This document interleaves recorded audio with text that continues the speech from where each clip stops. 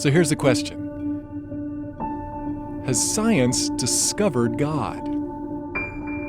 Well, Einstein didn't believe it was possible, but Stephen Hawking said it might be the greatest scientific discovery of all time. So, what discovery has baffled the greatest scientific minds of the past century, and why has it caused them to rethink the origin of our universe? Well, new and more powerful telescopes have unlocked mysteries about our universe never before revealed, giving us amazing new scientific insight into the origin of life. Has science discovered God? But wait a minute. Hasn't science proven we don't need God to explain the universe? What is it about this discovery that is so fundamentally different, and why has it stunned the scientific world? Well, this discovery, along with what molecular biologists have learned about the sophisticated coding within DNA, have many scientists now admitting that the universe and life itself appear to be part of a grand design. One cosmologist put it this way: many scientists, when they admit their views, incline toward the design argument. Surprisingly, many scientists who are now talking about God have no religious belief whatsoever. So, what are these stunning discoveries that have scientists suddenly speaking of God? Well, there are three revolutionary discoveries from the fields of astronomy and molecular biology that really stand out. One, the universe had a beginning. Two, the universe is just right for life. And three, DNA coding reveals intelligence. The statements leading scientists have made about these discoveries may shock you. Let's take a look. The universe had a one-time beginning. Since the dawn of civilization, man has gazed in awe at the stars, wondering what they are and how they got there. Although on a clear night the unaided human eye can see only about 6,000 stars, Hubble and other powerful telescopes reveal there are a billion trillion stars clustered in over 100 billion galaxies. In fact, our sun is like one grain of sand amidst the world's beaches. But prior to the 20th century, the majority of scientists believed our own Milky Way galaxy was the entire universe, and that only about 100 million stars existed. Most scientists of the past believe that our universe never had a beginning. They believed that mass, space, and energy that compose our entire universe had always existed. But in the early 20th century, astronomer Edwin Hubble discovered that the universe is expanding. Rewinding the process mathematically, he calculated that everything in the universe, including matter, energy, space, and even time itself, actually had a beginning. Well, shockwaves hit the scientific community. Many scientists, including Einstein, reacted negatively. In what Einstein later called the biggest blunder of my life, he fudged the equations to avoid the implication that the universe had a beginning. Well, perhaps the most vocal adversary of the idea that the universe had a beginning was British astronomer Sir Frederick Hoyle, who sarcastically nicknamed the creation event a Big Bang. He stubbornly held to his steady-state theory that the universe had always existed. Well, so did Einstein and other scientists until the evidence for a beginning became overwhelming. The logical conclusion was like the proverbial elephant in the room, namely that something or someone beyond scientific investigation must have started it all. Then finally, in 1992, the COBE satellite experiments proved that the universe really did have a one-time beginning in an incredible flash of light and energy. Although some scientists called it the moment of creation, most preferred referring to it as the Big Bang. Astronomer Robert Jastrow tries to help us imagine how it all began. The picture suggests the explosion of a cosmic hydrogen bomb. The instant in which the cosmic bomb exploded marked the birth of the universe. So the conclusion is, everything in the universe came from nothing. Science is unable to tell us what or who caused the universe to begin, but some believe it clearly points to a creator.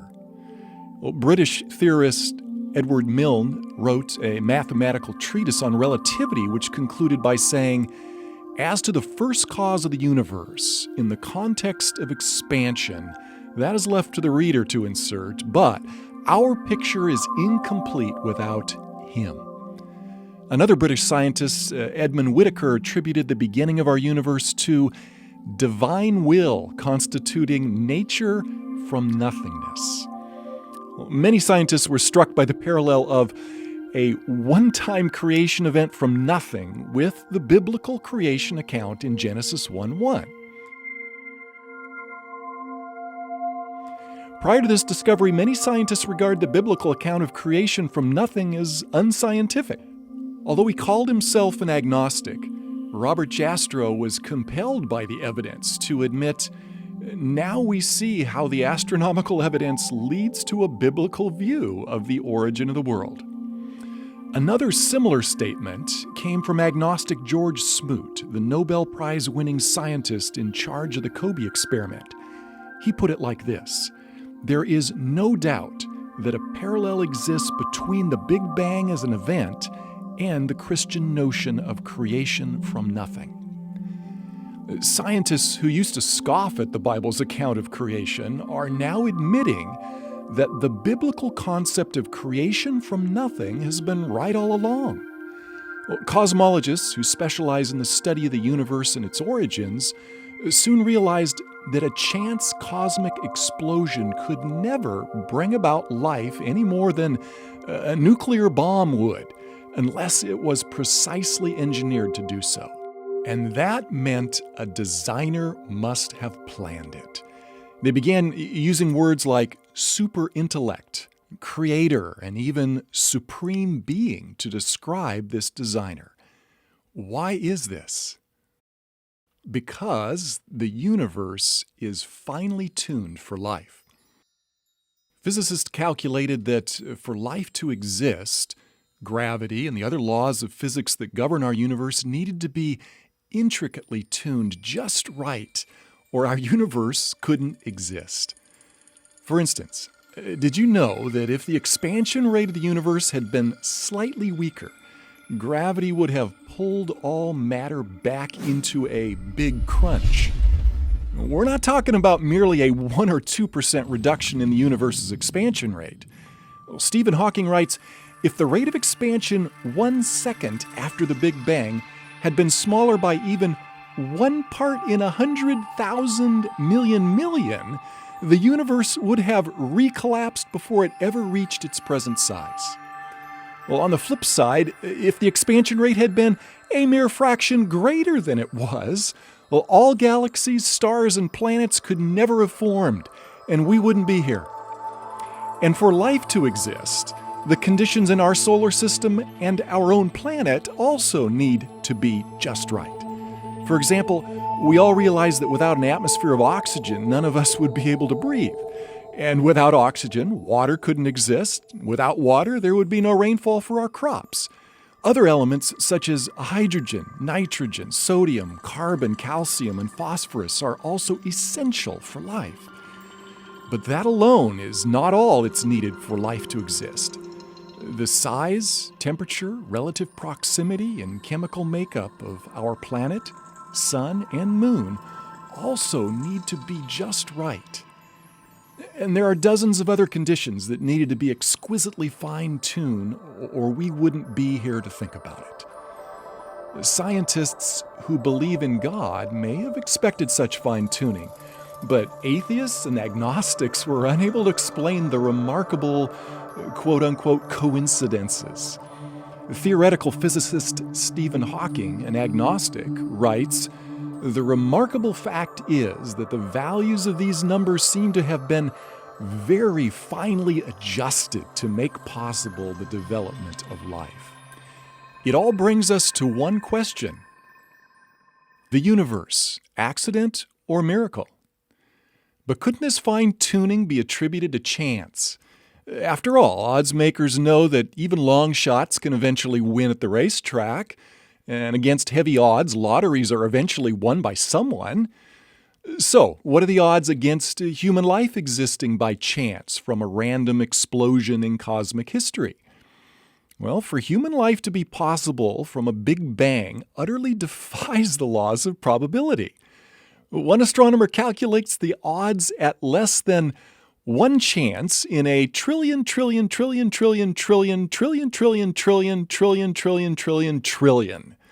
In other words, it would be far easier for a blindfolded person in one try to discover one specially marked grain of sand out of all the beaches of the world. Look at it this way. The odds of one random Big Bang producing life as we know it would be like one person winning over 1,000 consecutive mega million-dollar lotteries after purchasing only a single ticket for each. Not very likely? Really quite impossible, unless it was fixed by someone behind the scenes, which is what everyone would think. And that is what many scientists are concluding. Someone behind the scenes designed and created the universe. Well, this new understanding of how miraculous human life is in our universe led the agnostic astronomer George Greenstein to ask, is it possible that suddenly, without intending to, we've stumbled upon the scientific proof of the existence of a supreme being? However, as an agnostic, Greenstein maintains his faith in science rather than a creator to ultimately explain our origins. Robert Jastrow explains why some scientists are reluctant to accept a transcendent creator. He says, there is a kind of religion in science. It is the religion of a person who believes there is order and harmony in the universe. This religious faith of the scientists is violated by the discovery that the world had a beginning under conditions in which the known laws of physics are not valid, and as a product of forces or circumstances we cannot discover. When that happens, the scientist has lost control. If he really examined the implications, he would be traumatized. Well, it's understandable why scientists like Greenstein and Hawking seek other explanations rather than attribute our finely tuned universe to a creator. Hawking speculates that other unseen and unprovable universes may exist, increasing the odds that one of them, like ours, is perfectly fine-tuned for life. However, since his proposal is speculative and outside of verification, it can hardly be called scientific. Although he's also an agnostic, British astrophysicist Paul Davies dismisses Hawking's idea as too speculative. He writes, such a belief must rest on faith rather than observation. Although Hawking continues leading the charge to explore purely scientific explanations for our origins, other scientists, including many agnostics, have acknowledged what appears to be overwhelming evidence for a creator. Astronomer Frederick Hoyle wrote, a common sense interpretation of the facts suggests that a super intellect has monkeyed with physics as well as chemistry and biology, and that there are no blind forces worth speaking about in nature. Although Einstein wasn't religious and didn't believe in a personal God, he called the genius behind the universe an intelligence of such superiority that compared with it, all the systematic thinking and acting of human beings is an utterly insignificant reflection. Atheist Christopher Hitchens, who spent much of his life writing and debating against the existence of God, was most perplexed by the fact that life couldn't exist if things were different by just 1 degree or 1 hair. Davies acknowledges, there is for me powerful evidence that there is something going on behind it all. It seems as though somebody has fine-tuned nature's numbers to make the universe. The impression of design is overwhelming.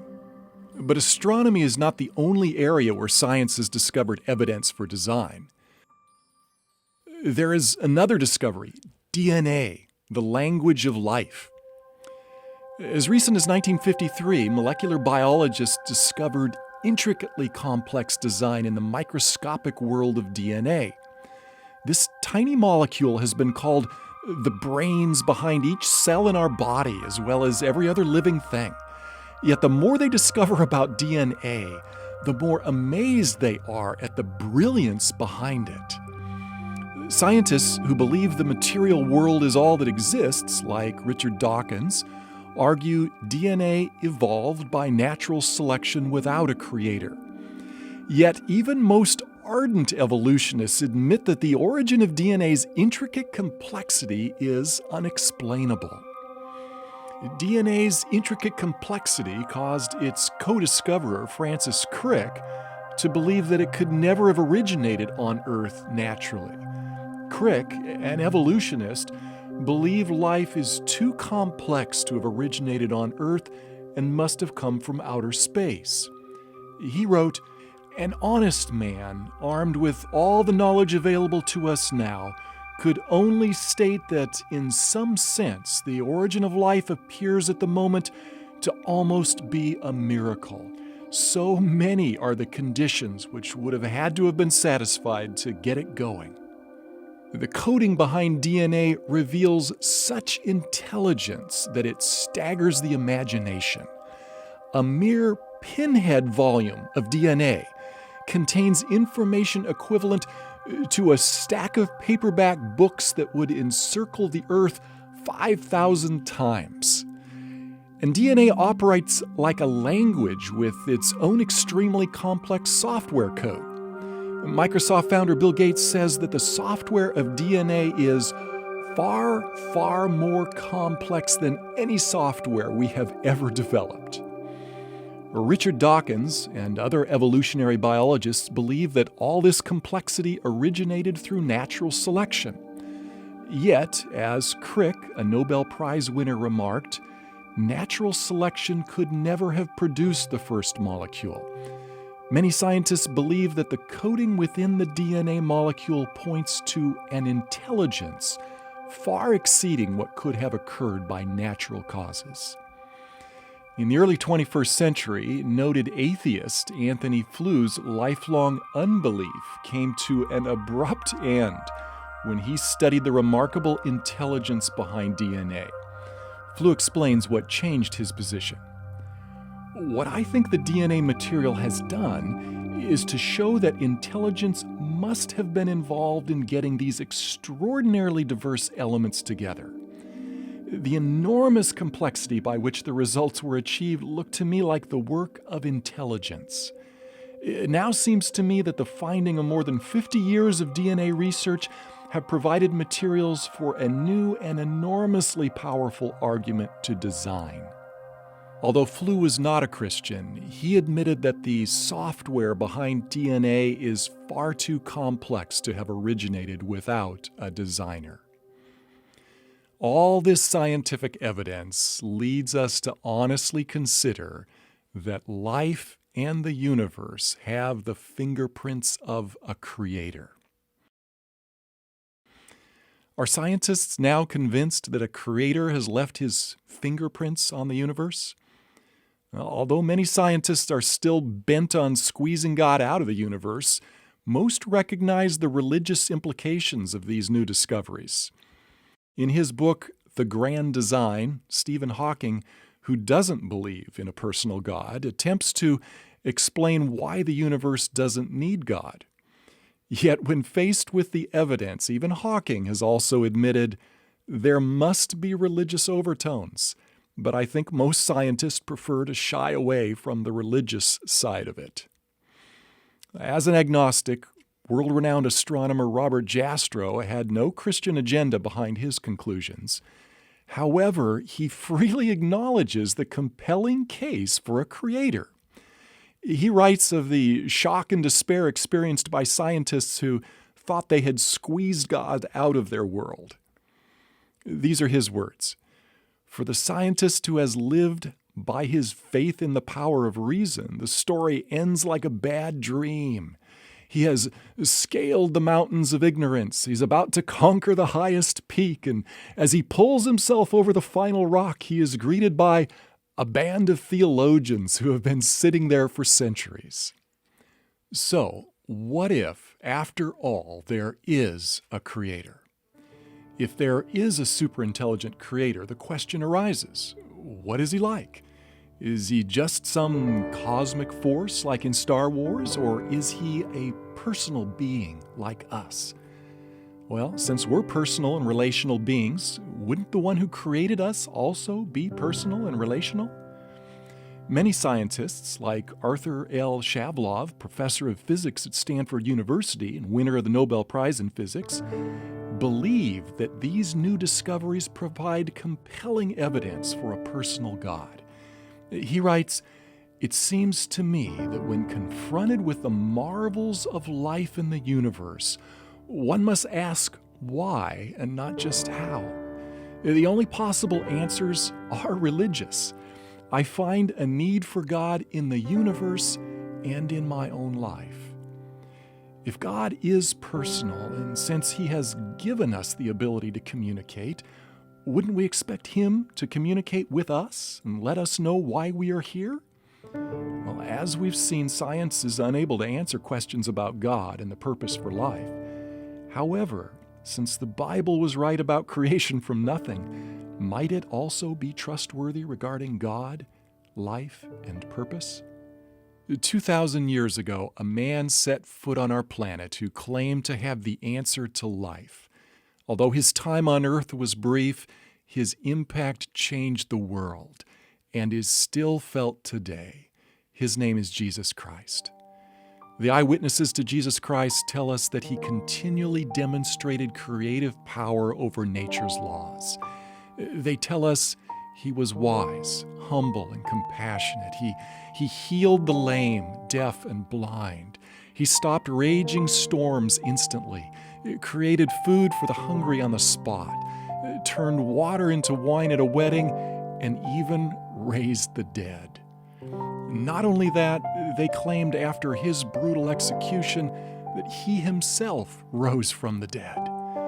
They also tell us that Jesus Christ is the one who flung the stars into space, fine-tuned our universe, and created DNA. Could He be the one of whom Einstein unknowingly referred to as the superintelligence behind the universe? Could Jesus Christ be the one of whom Sir Frederick Hoyle unknowingly referred to as having monkeyed with physics, chemistry, and biology? Has the mystery of who is responsible for creating our universe and the intelligence behind DNA been revealed in the following account from the New Testament? Now Christ is the visible expression of the invisible God. He existed before creation began, for it was through Him that everything was made, whether spiritual or material, seen or unseen. Through Him and for Him also were created power and dominion, ownership and authority. In fact, every single thing was created through and for Him. Life from nothing began through Him, and life from the dead began through Him. And He is, therefore, justly called the Lord of all. Jesus spoke with authority about God's love for us and the reason He created us. He said He has a plan for our lives, and that plan centers on a relationship with Him. But for that relationship to be possible, Jesus had to die on the cross for our sins, and it was necessary for Him to rise from the dead so that we too could have life after death. As the Creator, Jesus certainly would have power over life and death, and those closest to Him claim they saw Him alive after He died and was buried for 3 days. If they were wrong, then Christianity's been founded upon a lie. But if they were right, such a miracle would substantiate all Jesus said about God, Himself, and us.